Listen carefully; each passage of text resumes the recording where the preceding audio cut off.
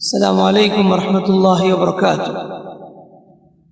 الحمد للہ رب العالمین والعاقبۃ للمتقین والصلاة والسلام علی نبینا محمد وعلى آلہ وصحبہ اجمعین، اما بعد فاعوذ باللہ السمیع العلیم من الشیطان الرجیم۔ لن تنالوا البر حتى تنفقوا مما تحبون وما تنفقوا من شيء فإن اللہ به علیم۔ معزز اسلامی بھائیوں اور نوجوانان اسلام، کل کی تراویح پارہ نمبر 3 کی تلاوت کی گئی۔ آج کی تراویح میں انشاءاللہ چوتھے پارے کی تلاوت کی جائے گی۔ لن تنالوا البر، ہرگز نیکی تمہیں نہیں پہنچے گی یہاں تک کہ تم وہ چیز اللہ کے راستے میں خرچ کرو کہ تم پسند کرتے ہو۔ پسندیدہ چیز کو اللہ کے راستے میں دینے کا حکم ہے۔ جو آدمی اپنی پسند کی چیز، خواہش کی چیز کو اللہ کے راستے میں دیتا ہے، اللہ تعالیٰ ان صدقات و خیرات کو بہت پسند کرتا ہے۔ فرمایا کہ تبھی نیکی تمہیں حاصل ہوگی، اور جو کچھ تم اللہ کے راستے میں خرچ کرو گے اللہ اسے جانتا ہے۔ ہم سورہ آل عمران کل ابتدا کیے تھے۔ آج کی تراویح بھی تقریباً 70% آل عمران کی آیت تلاوت کی جائے گی۔ شروع میں اللہ تعالیٰ نے یہودیوں کے 2 اعتراضات کے جواب دیا کہ یہودی کہتے تھے کہ شروع میں تو ساری چیزیں حلال تھی، کیوں حرام کر دیا گیا؟ تو اس کا جواب دیا گیا کہ ایسا نہیں کہ کل الطعام کان حلا لبنی اسرائیل، بنی اسرائیل کے لیے ساری چیزیں حلال تھی، کیوں حرام کی گئی؟ اس لیے کہ بیکار کے سوالات جو بنی اسرائیل نے کیے تھے موسیٰ علیہ السلام سے، ان کے بیکار کے سوال کرنے کی وجہ سے بہت ساری چیزوں کو ان پر حرام کر دی گئی، ورنہ تو پوری چیزیں ان کے لیے حلال تھی۔ اور دوسرا اعتراض تھا ان کا کہ کیوں بیت المقدس کے بجائے کعبہ کو قبلہ بنایا گیا؟ تو بتایا گیا کہ کعبۃ اللہ کو تعمیر کرنے والے ابراہیم علیہ السلام تھے، جنہوں نے اول اس کی ابتدا کی، یہ اللہ کے حکم سے انہوں نے تعمیر کی، تو لہٰذا یہ تمہارا کہنا کیوں یہ قبلہ نہیں بلکہ وہ ہے، یہ بیکار کے سوال ہی۔ کہا کہ ان اول بیت وضع للناس للذی ببکۃ مبارکہ، زمین میں سب سے پہلا گھر لوگوں کے لیے جو بنایا گیا وہ مکہ میں جو کعبۃ اللہ ہے، اور اس میں مقام ابراہیم ہے، جو اس میں داخل ہوگا امن میں ہوگا، لوگوں کے لیے حج فرض کیا گیا ہے، یہ ساری باتیں ان کو جواب دیا گیا۔ اس کے بعد حکم ہوا امت مسلمہ کے لیے وَاعْتَصِمُوا بِحَبْلِ اللَّهِ جَمِيعًا وَلَا تَفَرَّقُوا، اللہ کی رسی کو مضبوطی سے تھام لو، فرقوں میں نہ بٹو۔ قرآن کی تعلیم ہے، اور بتایا کہ یاد کرو اس وقت کو جب کہ تم بکھرے ہوئے تھے، دور دور تھے، ایک دوسرے کے دشمن تھے، اللہ نے تمہارے درمیان الفت محبت پیدا فرمائی، بس تم بھائی بھائی بن گئے۔ تم جہنم کے کنارے میں تھے، اللہ نے تمہیں جہنم سے بچایا۔ اللہ ہمیں نصیحت کرتا ہے، امت کو یہ تعلیم دیتا ہے کہ ایک دوسرے سے مل کر رہو، اتحاد میں طاقت ہے۔ آج افسوس سے کہنا پڑتا ہے کہ ہمارے پاس اتحاد و اتفاق کی بہت کمی پائی جاتی ہے۔ کیا کیا مسائل، کیا کیا اختلافات، جماعتوں میں اختلافات، آرگنائزیشن میں اختلافات، سوسائٹی میں اختلافات، مسلم محلے میں اختلافات، سارے کفار ایک ہو گئے ہیں، لیکن ہم ایک اللہ کو ماننے والے، قرآن پر عمل کرنے والے، ہمارے نبی ایک ہیں، قبلہ ایک ہے، لیکن کس قدر گلی گلی میں فرقے، جماعتیں، مختلف ٹکڑیاں۔ لہٰذا آج ضرورت ہے، آج کے سچویشن کے لحاظ سے ضروری ہے ساری مسلم تنظیمیں ایک ہو جائیں، ایک بننے کی ضرورت ہے، ورنہ تو دشمن اپنے مقصد میں کامیاب ہو گیا، ہوتا جا رہا ہے۔ خاص کر کے اس ماحول میں، ہندوستان کے اس ماحول میں ہم دیکھتے ہیں کہ ہماری اس فرقہ کی وجہ سے، آپس میں اختلافات کی وجہ سے آسانی سے دشمن کامیاب ہوتا جا رہا ہے۔ اسی لیے علامہ اقبال نے کہا کہ نہ سمجھو گے تو مٹ جاؤ گے ہندی مسلمانوں، نہ سمجھو گے تو مٹ جاؤ گے ہندی مسلمانوں، تمہاری داستان تک بھی نہ ہوگی داستانوں میں، ختم ہو جاؤ گے تمہاری وجود کو مٹا دیا جائے گا تم اگر بھکر کر رہو گے، ایک دوسرے کے اوپر کیچڑ اچھالتے رہو گے۔ چھوٹے چھوٹے مسائل میں اختلافات ہو سکتے ہیں، صحابہ کے زمانے میں موجود تھے، لیکن ان چھوٹے چھوٹے مسائل کی وجہ سے اس قدر دشمنی مول لینا، گفتگو چھوڑ لینا، حسد میں عمدہ ہونا، اسلام اس کی اجازت نہیں دیتا۔ تو لہٰذا ضروری ہے کہ سب کے سب اللہ اور اس کے رسول کی اطاعت کی طرف آگے بڑھ کر اتحاد ہو جائیں۔ یہی قرآن کی تعلیم ہے، یہی نبی کریم صلی اللہ علیہ وسلم کی بھی تعلیم ہے۔ اور بتایا کہ تم بہترین امت ہو، تمہارا کام کیا ہے؟ لوگوں کو بھلائی کا حکم دینا، لوگوں کو روکنا برائی سے، یہ ذمہ داری ہے۔ ساری امت میں کنتم خیر امہ، بہترین امت ہو تم۔ اللہ تعالیٰ اس امت کو بہتر امت بنایا، کیوں؟ اس لیے کہ ذمہ داری یہ ہے کہ برائی کو دیکھتے ہی تو روکیں، بھلائی کا حکم دے۔ اور یہ نہ سمجھو کہ علماء کی ذمہ داری ہے، یہ صرف منبر و محراب سے ہی بات آئے گی، نہیں، ہر آدمی اپنی اپنی فیلڈ میں ذمہ دار ہے۔ جہاں بھی وہ برائی دیکھتا ہے روکے، گھر کا ذمہ دار روکے اپنے گھر میں کوئی برائی دیکھے، سوسائٹی کا بڑا ہے تو دیکھے اگر برائی ہے تو روکنے کی کوشش کریں۔ ہر آدمی اپنی اپنی اور ذمہ دار ہے، قیامت دن اس کی ذمہ داری کے بارے میں پوچھا جائے گا۔ تو یہ آیت ہمیں بتاتی ہے سب کے سب اپنی جگہ پر ذمہ دار ہیں۔ یہ صرف علماء کی ذمہ داری نہیں ہے کہ بہت سے لوگ سمجھتے ہیں کہ بولو حضرت بیان میں، ٹھیک ہے بولتے ہیں، آپ کی بھی اتنی ہی ذمہ داری بنتی ہے جتنی علماء کی ذمہ داری بنتی ہے، دونوں برابر ہیں۔ آپ برائی دے کر خاموش نہیں رہنا، محلوں میں گلیوں میں جو بھی غلطی دیکھتے ہیں تو روکنا آپ کی ذمہ داری بنتی ہے۔ یہ سب اللہ تعالیٰ نے ہم لوگوں کو بتائی۔ اس کے بعد جنگ بدر کا ذکر کیا اور ساتھ ساتھ جنگ احد کا تفصیل سے اس صورت میں ذکر ہے۔ جنگ احد، جنگ بدر تو اسلام کی پہلی جنگ ہے، 2 ہجری میں 17 رمضان کو ہوئی تھی۔ 313 مسلمان تھے، کفار 1000 کی تعداد میں تھے، لیکن ماشاءاللہ اللہ کی مدد سے مسلمان غالب ہوئے۔ اس کے بعد جنگ احد کا تذکرہ کیا یہاں پر۔ 3 ہجری میں جنگ احد، مسلمان اور کفار آمنے سامنے ہوئے۔ 700 کے قریب یوں سمجھو کہ مسلمانوں کی تعداد تھی اور کفار 3000 کے قریب تھے۔ شروع میں مسلمان جیت گئے۔ اللہ کے نبی صلی اللہ علیہ وسلم نے 50 صحابہ کو ایک جگہ پر رکا کے رکھے تھے، کہا کہ تم اس جگہ کو نہیں چھوڑنا جب تک کہ میں تمہیں حکم نہ دوں۔ ہوا کیا؟ پہلے راؤنڈ میں کفار بھاگ گئے، مسلمان ہتھیار نیچے ڈال دیے۔ یہ جو 50 صحابہ جو تھے انہوں نے دیکھا کہ اب تو کافر بھاگ رہے ہیں، اب مسلمان جیت گئے ہیں، ہمیں جگہ چھوڑ دینی چاہیے۔ تو وہاں پر 40 سے زائد صحابہ اتر کے چلے گئے۔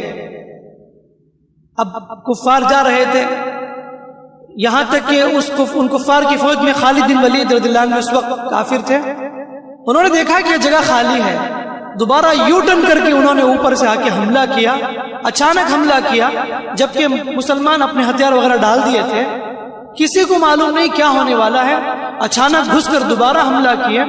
تو سمجھ میں نہیں آ رہا تھا، لوگ احد کے پہاڑ میں بھاگنے لگے، ادھر ادھر بھاگنے لگے۔ کبھی ایسا بھی ہوا کہ آپس میں ایک دوسرے کو بھی قتل کر دیے، اور اللہ کے رسول صلی اللہ علیہ وسلم گڑھے میں گر گئے، نبی کے دان ٹوٹے، نبی کا چہرہ زخمی ہوا، اور نبی کے سر میں بھی زخم آیا تھا۔ وہ لوہے کا جو خودہ پہنے ہوئے تھے وہ چھپ گیا تھا جس سے خون بہنے لگا۔ کفار نے اعلان کر دیا نبی کا انتقال ہو گیا ہے۔ صحابہ دکھی ہو گئے، غمگین ہو گئے، جب محمد ہی نہیں تو ہم لڑ کے کیا فائدہ۔ اس وقت یہ آیت نازل ہوئی، وما محمد الا رسول قد خلت من قبلہ الرسل، محمد تو اللہ کے رسول ہیں، اس سے پہلے رسول بھی آئے گئے چلے گئے۔ کیا محمد انتقال ہو جائے کیا تم دین کو چھوڑ دو گے؟ اور یاد رکھو جو دین کو چھوڑے گا اس کا ہی نقصان ہے، اللہ کوئی نقصان نہیں ہونے والا۔ یہ اللہ نے آیت نازل کی۔ بعد میں اللہ کے رسول صلی اللہ علیہ وسلم نے ایک صحابی کو آواز دی، گڑھے میں گرے ہوئے تھے، بعد میں ان کو اٹھا لیا گیا۔ اس کے بعد اللہ کے رسول صلی اللہ علیہ وسلم کی حفاظت کے لیے صحابہ ایک سے بڑھ کر سبحان اللہ جو قربانی پیش کی ہے۔ نبی نے فرمایا کفار نے جب دیکھا کہ نبی زندہ ہیں تو تیر برسانے لگے۔ اللہ کے رسول نے فرمایا کون ہے میری طرف سے ڈیفنس کرے گا، اسے جنت کی ضمانت ہے۔ سبحان اللہ، قربان جائیے صحابہ پر، اپنا سینہ پیش کیے، نبی کو پیچھے کھڑا لیے۔ اللہ کے رسول جھانک کر دیکھتے تھے تو کہتے تھے اے اللہ کے رسول آپ بیٹھے رہیے، مت جھانکیے، تیر آپ کو لگے گی۔ انہوں نے سینہ پیش کیا، تیر آ کر لگنے لگی، ایک ایک کر کے شہید ہوتے گئے۔ حضرت طلحہ کے بارے میں آتا ہے انہوں نے 70 سے زائد زخم اپنے ہاتھوں میں لیا تھا۔ اللہ اکبر۔ اسی لیے صحابہ کی قربانی کیا کہنا، نبی نے کہا تھا اگر تم احد پہاڑ کے برابر میں سونا خرچ کر دو میرے صحابہ کے برابر نہیں ہو سکتا. صحابہ کے برابر کیا، صحابہ کے دھول کے برابر ہم نہیں ہو سکتے. ان کا مقام اتنا بلند، دنیا میں ان کو جنت کی بشارت دی. اور بتایا کہ جنگ بدر میں جتنے صحابہ شریک تھے وہ جتنا بھی گناہ کر لے انہیں کوئی نقصان نہیں، سب کے سب جنت ہیں. کتنی بڑی سرٹیفکیٹ انہیں ملی. یہ سب تعریف اللہ تعالیٰ یہاں پر کرتا ہے. اللہ کے رسول صلی اللہ علیہ وسلم کی وفات کی خبر کو عام کیا گیا. کیوں؟ اللہ دیکھنا چاہتا تھا کہ نبی اگر حقیقت میں انتقال ہو جائے کون دین پر ثابت قدم رہتا ہے کون نہیں. اللہ یہ دیکھنا چاہتا تھا. سبحان اللہ. جب نبی حقیقی معنی میں انتقال ہوئے تھے تو اس وقت صحابہ مضبوط ہو گئے دین میں. ان کو یہ نصیحت دی گئی کہ نبی کے انتقال کے بعد بھی تمہیں دین پر جمے رہنا ہے، اس دین کی تبلیغ کو تمہیں دنیا بھر میں پھیلانا ہے. یہ اللہ تعالیٰ اس آیت میں ایک اشارہ دے رہا ہے سارے لوگوں کو. بہرحال یہی تفصیلی ذکر ہے جنگ احد کا تذکرہ. اس میں جو میں نے آپ کے سامنے مختصر ذکر کیا سورہ آل عمران میں آدھے پارے میں یوں سمجھو کہ اس کا تذکرہ ہے. اور اس کے بعد اللہ تعالیٰ لوگوں سے اپیل کرتا ہے کہ تم اللہ کے راستے میں خرچ کرو. جب کہا گیا لوگوں سے خرچ کرو تو منافق اور یہودی کہنے لگے نعوذ باللہ کیا اللہ ہم سے مال مانگتا ہے؟ ان اللہ فقیر، بے شک اللہ فقیر ہے، اللہ ہم سے مانگتا ہے اور ہم ہی مالدار ہیں. یہ کیسی عجیب بات ہے. اللہ کہتا ہے اتنا بڑا جملہ انہوں نے کہا سنکتب ما قالوا، ہمارے فرشتے وہ جو کچھ کہے لکھ لیے ہیں. قیامت دن ہمیں انہیں دردناک عذاب چکائیں گے. اللہ کو فقیر بولتے ہیں تم. تو مسلمانوں کو حکم دیا گیا کہ مسلمانوں تم اللہ کے راستے میں غریبوں، مسکینوں، محتاجوں، بیواؤں پر خرچ کرو. تمہارا امتحان ہے. اللہ دیکھنا چاہتا ہے کون اللہ کے راستے میں خرچ کرتا ہے کون نہیں، کون مومن ہے کون منافق ہے. اللہ تعالیٰ اسے دیکھنا چاہتا ہے. اور آخر میں اللہ تعالیٰ نے مومنوں کو دعا سکھائی. حقیقت میں مومن وہ ہوتے ہیں جو اللہ کی کائنات پر غور کرتے ہیں. یہ رات دن کا بدل کر آنا، یہ سورج کا نکلنا، یہ سب جو تم دیکھتے ہو اس میں نشانیاں عقل مندوں کے لیے. اللہ کے نبی صلی اللہ علیہ وسلم تہجد کو اٹھتے تھے.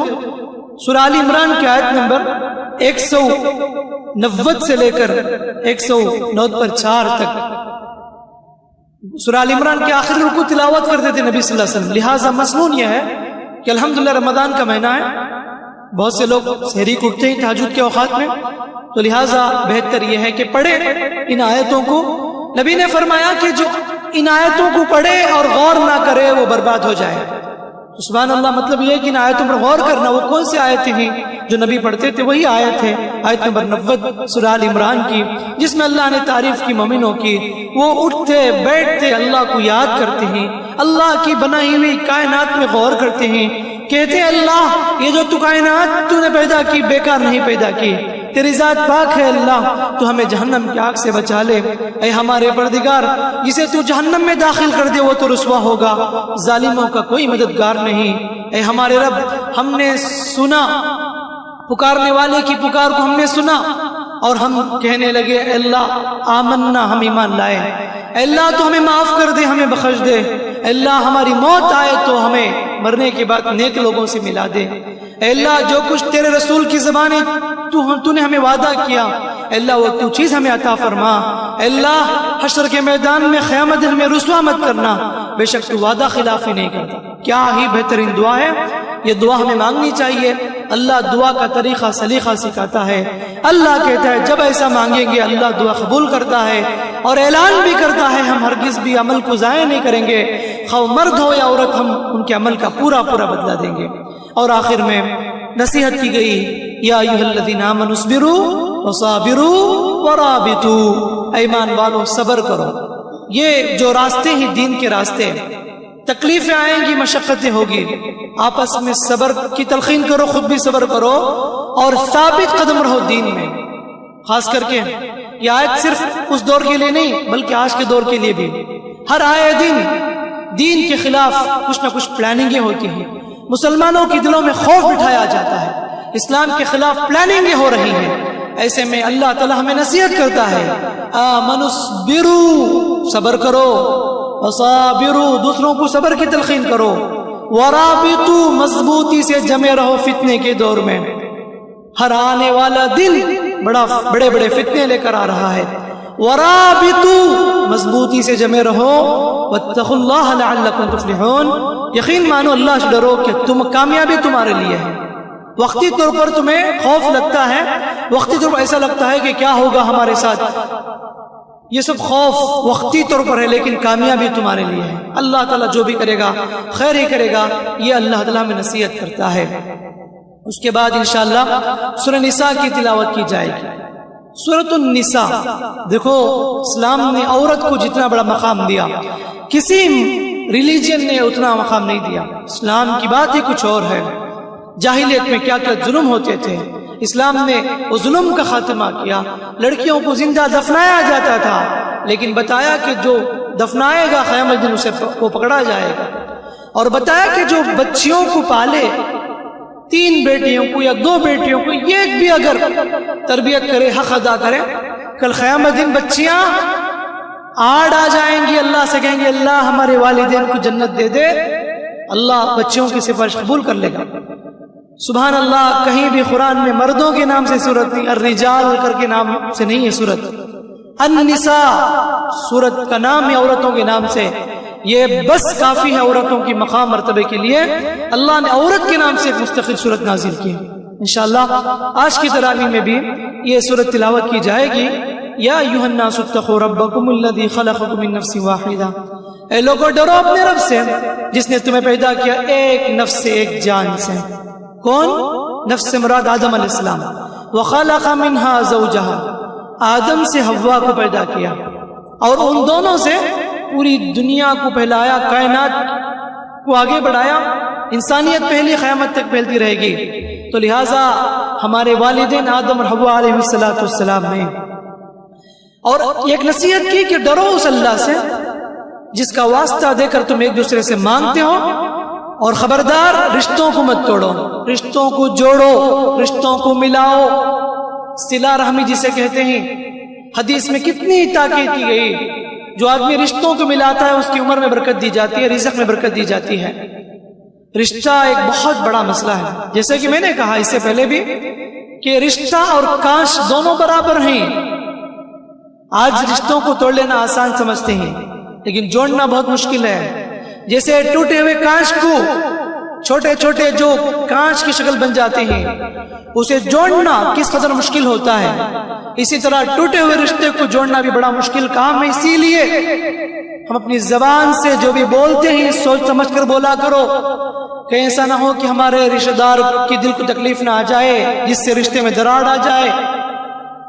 رشتوں کی لمبی لسٹ ہے، والدین کے رشتے بھی ہیں، اولاد کے رشتے بھی ہیں، میاں بیوی کے رشتے، بھائی بہنوں کا رشتہ، یہ سب چیزیں ہمیں لحاظ رکھنے کی ضرورت ہے، خاص اس میں تعلیم دی گئی۔ سورہ نساء سبحان اللہ کتنی تفصیل کے ساتھ احکامات بیان کیے گئے۔ میں تو کہتا ہوں سورہ نساء ہر عورت کو پڑھنے کی ضرورت ہے، ہر گھر میں ان کے دروس ہونے کی ضرورت ہے۔ ساری تفصیلات اللہ نے بتائے اس میں۔ پہلے رکوع میں یتیموں کو حقوق بتایا، شروع میں یتیموں کے مال ہڑپ کر لیتے تھے، اسلام نے بتایا نہیں، یتیم کا مال امانت ہے، باپ کا انتقال ہوا، یتیم بچے ہی، ہوتا کیا ہے چاچا مل کر چھوٹے چھوٹے معصوموں کے پراپرٹی ہڑپ کر لیتے ہیں، کبھی ماموں مل کر پورے مال ہڑپ کر لیتے ہیں، کبھی بھائی مل کر معصوموں کے مال کو ہڑپ کر لیتے ہیں۔ یہ سب ہوتا ہے سوسائٹی میں۔ کس قدر سخت وعید بتائی گئی، یتیم کا مال ہے اس کی حفاظت کرو، اور جب تک وہ بلوغت کو نہیں پہنچتا اس وقت تک رکھو، جب وہ شعور کو آ جائے ان کا مال ان کے حوالے کر دو، اور دیتے ہوئے 2 گواہ بھی مقرر کر لو۔ کتنی تعلیمات ہے۔ اور آگے آخر میں بتایا خبردار جو لوگ یتیموں کا مال ناحق کھاتے ہیں، انما یاکلون فی بطونہم نارا، وہ جہنم کے انگار کو اپنے پیٹ میں بھر رہے ہیں۔ پراپرٹی ہڑپ کر کے، بینک بیلنس منہ مار کے، ڈبا کر ٹھکا کر لوٹ لیتے ہیں یتیموں کی پراپرٹی کو۔ یاد رکھو جس گھر میں آپ یتیم کا مال ہڑپ کر کے جس گھر کی تعمیر کیے ہیں، وہ سارے گھر کے ایک ایک اینٹ بھی قیامت انگار بننے والے ہیں۔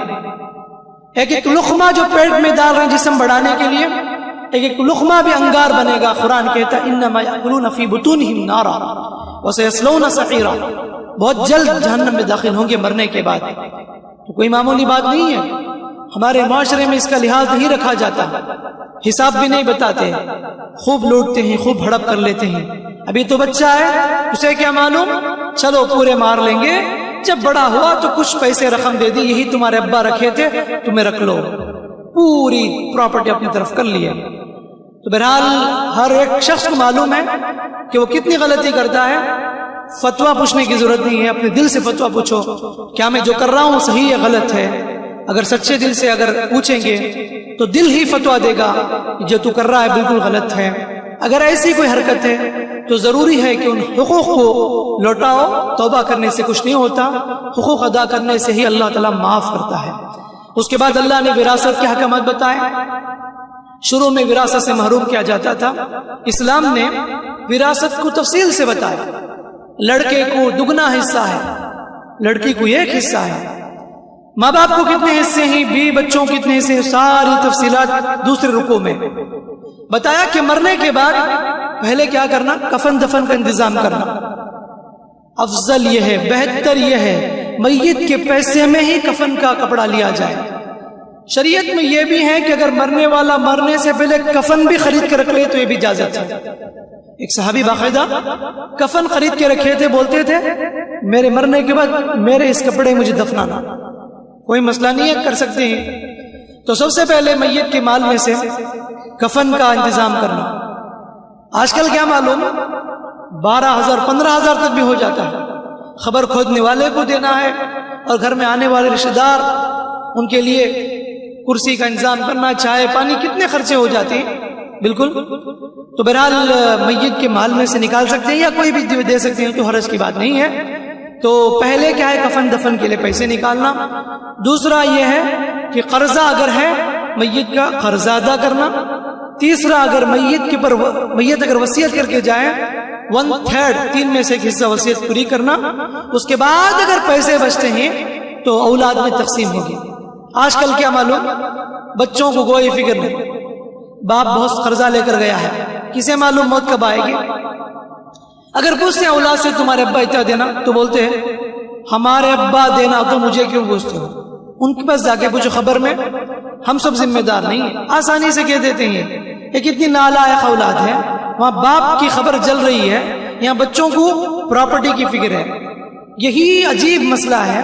آج ہمارے معاشرے میں یہ جو ماں باپ کے بچوں کی محبت ہے، اس کے اندر بھی کچھ نہ کچھ فرق آ گیا. میجارٹی پوروں کی نہیں کر رہا ہوں، 60% اولاد ایسی نالائق نکلتی ہے جو ہمیشہ باپ کی جائیداد ہڑپ کرنے کی فکر میں ہے. باپ کا جنازہ کب اٹھے گا، کب ہم پراپرٹی میں قبضہ کریں گے، کب مرے گا باپ، بینک بیلنس کب قبضہ کریں، یہی فکر ہوتی ہے. بچیاں بڑی وفادار ہوتی ہیں، بچیاں بڑی وفادار ہوتی ہیں. اس کا یہ مطلب نہیں کہ ہم سب نالائق نہیں ہیں. بہت زیادہ اکثر نوجوانوں میں دیکھا گیا ہمیشہ ان کی فکر کیا ہے، یہاں باپ کا جنازہ بھی نہیں اٹھتا، وہاں وراثت کے جھگڑے شروع ہو جاتے، پراپرٹی کے مسائل شروع ہو جاتے. کفن بھی میلا نہیں ہوتا خبر میں، ادھر گھر میں رشتوں میں دراڑ پیدا ہو جاتے، پراپرٹی کا مسئلہ، جائیداد کا مسئلہ. تو لہٰذا گھر کے بڑوں کی ذمہ داری بنتی ہے قرآن سنت کے مطابق فتویٰ لے کر رکھیں کیسے تقسیم کرنا ہے. گھر کے بڑے اگر ذمہ گھر کا بڑا بھی ہے، سنت کے مطابق، شریعت کے مطابق پراپرٹی کو تقسیم کریں، ورنہ خبر میں پکڑے جائیں گے، اللہ کے پاس جواب دینا پڑے گا. اور آخر رکوع میں اللہ تعالیٰ نے شروع میں جو زنا کا حکم تھا، اگر کوئی آدمی بدکاری کرے، بے حیائی کا کام کرے، شروع میں کیا تھا، دونوں کو کمرے میں بند کر دینا تھا، توبہ کرنے کے بعد چھوڑ دیا جاتا تھا. بعد میں سورہ نور کی آیت نازل ہوئی، کہا کہ نہیں انمیرڈ اگر زنا کرے تو ان کو 100 کوڑے مارو. اگر شادی ہو کر بھی اگر بے حیائی کام کرے، پتھر مار مار کر انہیں رجم کرو یہاں تک کہ ان کی موت آ جائے. یہ سخت پنشمنٹ ہے زنا کی سزا. اور آگے بتایا کہ ایمان والو، عورتوں کو ان کا مہر دے دو، روک کر مت رکھو، ستاؤ مت. اگر تمہارے پاس اگر شادی میں اگر لڑکی آتی ہے تو اس کا مہر اگر تم نکاح کی محفل میں وعدہ کی ہو تو ضرور ان کی پورا کرو. اور یہ بھی بتایا مہر دے کر واپس نہ لو. اگر تم خزانے بھر کا بھی مہر دے دو تم واپس نہیں لے سکتے، الا ہے کہ وہ عورت خوشی سے مہر دے دے تو ہو سکتا ہے. ہمارے پاس یہ بھی بڑا مسئلہ ہے، بیوی سے مہر لے لیتے ہیں، کہتے ہیں کہ بعد میں دوں گا، یاد رکھو مر جاتے ہیں. میت کو لایا جاتا ہے کفن پہنا کر، جنازہ اٹھاتے ہیں، بیوی کو لا کر بٹھاتے ہیں، مہر معاف کر دو. اسے پریشر ڈالتے ہیں عورت پر، بولو مہر معاف ہے، ماں معاف ہے. وہ حالت میں عورت کیا کہے گی؟ معافی. یہ غلط طریقہ ہے، یہ کیسی ایک عجیب قسم کا ظلم ہے. ارے وہ مہر معاف کرانے سے بہتر یہ ہے کفن دفن کے بعد مہر کا جو پیسہ ہے نا، میت کی اگر بینک بیلنس ہے جو بھی پیسہ ہے، مہر کا جتنا پیسہ فوراً نکال دو، مسئلہ ختم. اس عورت کو لا کے اس میت کے سامنے رکھ کر معاف کرو بولو، معاف کرو بولو.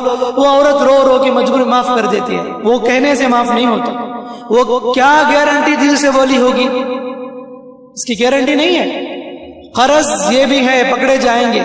اسی لیے جو لوگ اس محفل میں بھی اگر قرض میت یعنی عورت کی جنا اگر آپ مہر واپس لیں اپنی بیوی کے، فوراً ادا کرو، یعنی تو معاف کرا لو. زندگی میں چل سکتا، خود سے معاف کرتی ہے تو الگ بات ہے. دو میں سے ایک آپشن ہے، آپ کی مرضی ہے، ادا کرو. اگر وہ مانتی نہیں تو دینا ہی پڑے گا. اگر وہ کہتی ہے ٹھیک ہے کوئی مسئلہ نہیں تو الحمدللہ آپ پکڑے نہیں جائیں گے قیامت دن. معافی مانگ لو، معاف کرا لو دنیا ہی میں. اور اس کے بعد اللہ نے کن کن عورتوں سے نکاح نہیں کرنا ہے تفصیل سے گفتگو کی. بس ہم یہیں پر رکتے ہیں. آگے 5 پارے میں بھی اس کا ذکر ہے. بس یہ 4 پارہ ہے. آج کی تراویح میں اس کی تلاوت کی جائے گی. دعا ہے رب العالمین سے اللہ تعالی ہم تمام کو قرآن مجید کے احکامات کو پڑھنے، سمجھنے، اس پر غور کرنے اور اس پر عمل کرنے، دوسروں تک ان کو پہنچانے کی اللہ ہم سب کو توفیق عطا فرمائے. آمین. وآخر الدعوانا الحمدللہ رب العالمین. سبحانک اللہم وبحمدک، اشہد ان لا الہ الا انت، استغفرک واتوب الیک.